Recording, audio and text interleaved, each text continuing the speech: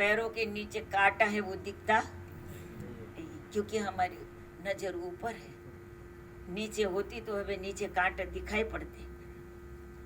हमें ये नहीं पता कि हमें संसार का ज्ञान तो हासिल कर लिया, लेकिन जिस ज्ञान के लिए श्री कृष्ण भगवान कहते हैं वो ज्ञान तो अभी हमने हासिल किया ही नहीं है।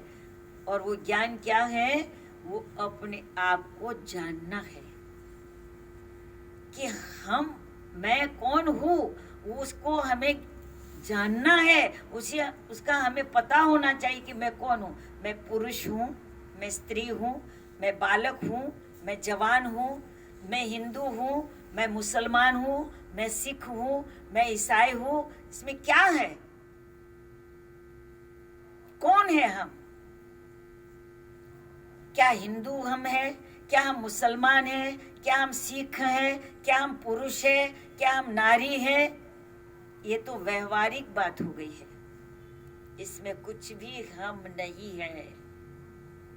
ना पुरुष है, ना स्त्री है, ना हिंदू है, ना मुसलमान है। ये सब व्यवहार में आता है, ये सब कुछ नहीं है।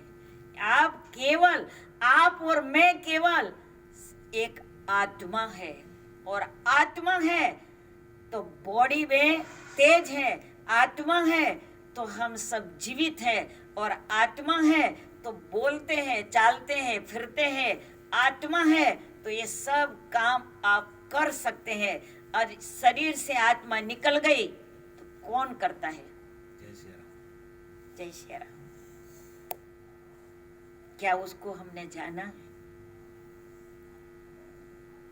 आत्मा कैसी है? शास्त्र बताते हैं कि आत्मा एक प्रकाश है, एक तेज है। आत्मा कोई स्थूल शरीर नहीं, स्थूल पदार्थ नहीं है। आत्मा प्रकाश है। इसीलिए जब आदमी शरीर छोड़ता है तो उसकी बॉडी में कोई परिवर्तन नहीं होता है। आंख वैसी की वैसी, कान वैसा का वैसा। ऐसे नहीं कि आत्मा निकल गई तो कान अलग हो गया, आत्मा निकल गई तो नाक अलग हो गया। देखा क्या तेज निकल जाता है। एक हैदराबाद में एक आदमी मानसरोवर में मरा था। हमारे प्रेमी थे मानसरोवर में, यहाँ से बहुत दूर है। आप लोग कभी गए मानसरोवर? मानसरोवर में उसका शरीर पूरा हुआ तो उसको हैदराबाद लाने में 3 दिन लगा, वो भी प्लेन के माध्यम से। और वो एक बॉक्स में उसको रख करके प्लेन से लाए। और जब तीसरे दिन वो हैदराबाद पहुंचे, हम लोग वहां गए, उसको देखा, उसका शरीर देखा तो एकदम जामुन जैसा हो गया था ना। उसका बॉडी जो है, पूरी बॉडी काली हो गई, जामुन जैसी हो गई।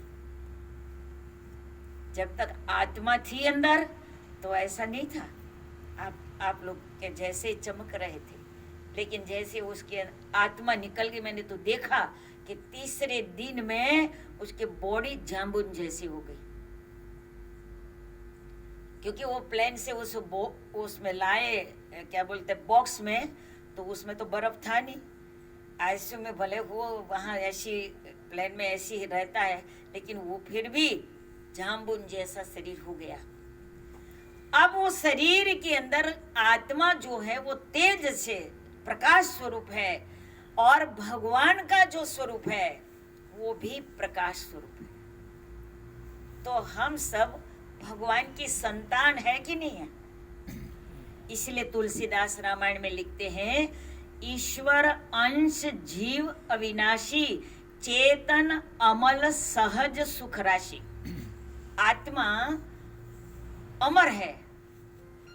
हम कहेंगे भाई हमारे तेजाराम भाई के पिताजी गुजर गए, क्या गुजरा? आत्मा निकल, आत्मा चली गई। शरीर मरा नहीं, क्या मरा?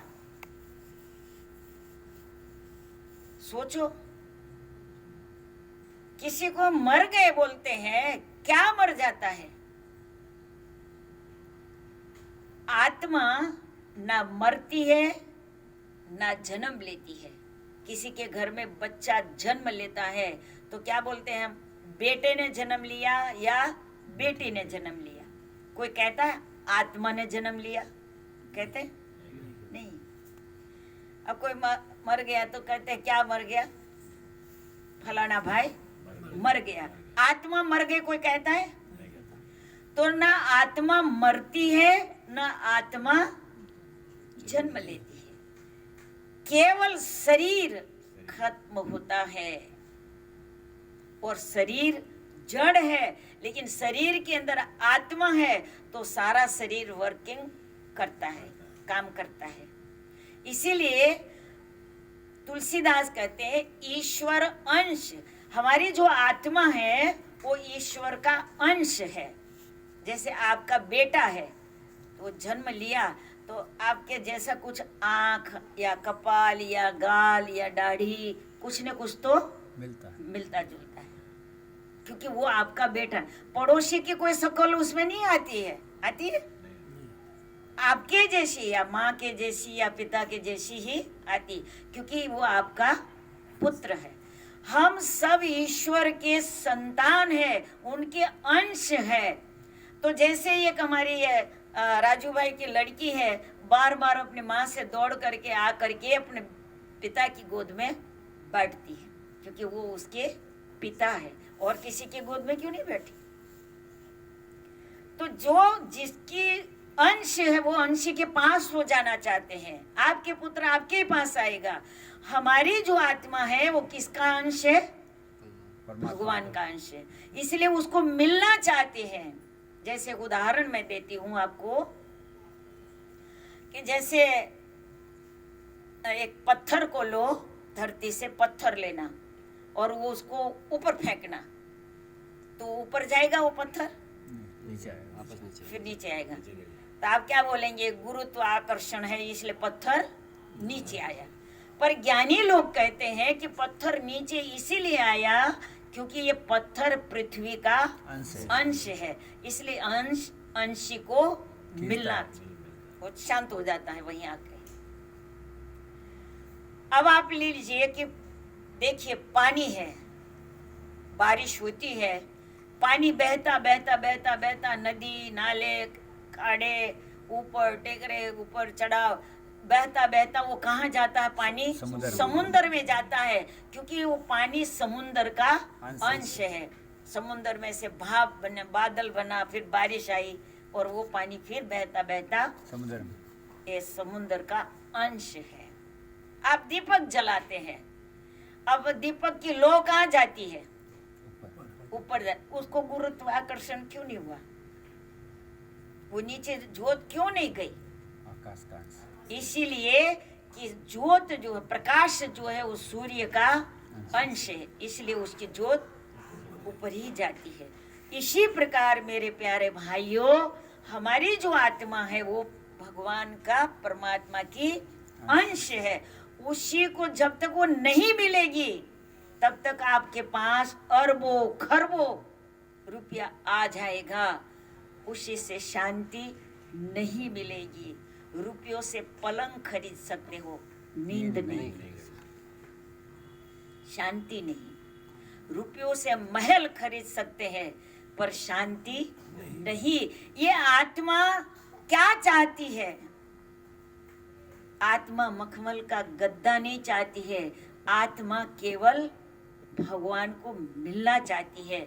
और इसीलिए आपके पास खूब सब कुछ भरा हुआ है, फिर भी अंदर से आत्मा दुखी है और ये चाहती है भगवान को मिलना। और बीच में आया है माया का पर्दा, इसीलिए उससे मिल नहीं पाती है। गुरु क्या करते हैं?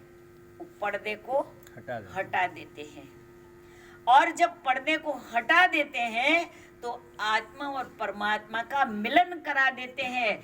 आप आत्मा कहो या परमात्मा कहो, ये नाम दो है, बाकी रूप तो एक ही है। जैसे मैं आपको उदाहरण देती हूँ कि आपने पानी लिया, और फिर वो पानी आप कहेंगे कि ग्लास में पानी है। अब ये आप फ्रीजर में रखेंगे तो 1 घंटा में क्या हो जाएगा? बर्फ बर्फ हो जाएगा।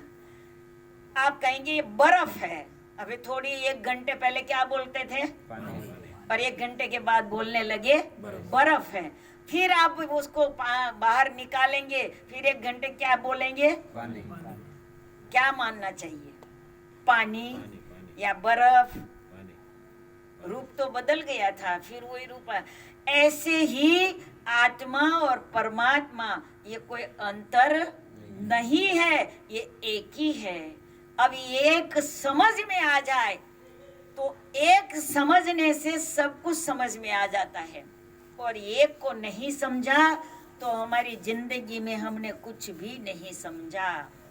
एक सुनार होता है, उसको पता होता है कि कितने कैरेट का ये सोना है, सोना समझ लेता है। तो उसको बाजू में क्या है, कड़े में क्या है, बुट्टी में क्या है, सब समझ में आ जाता कितना कैरेट सोना है।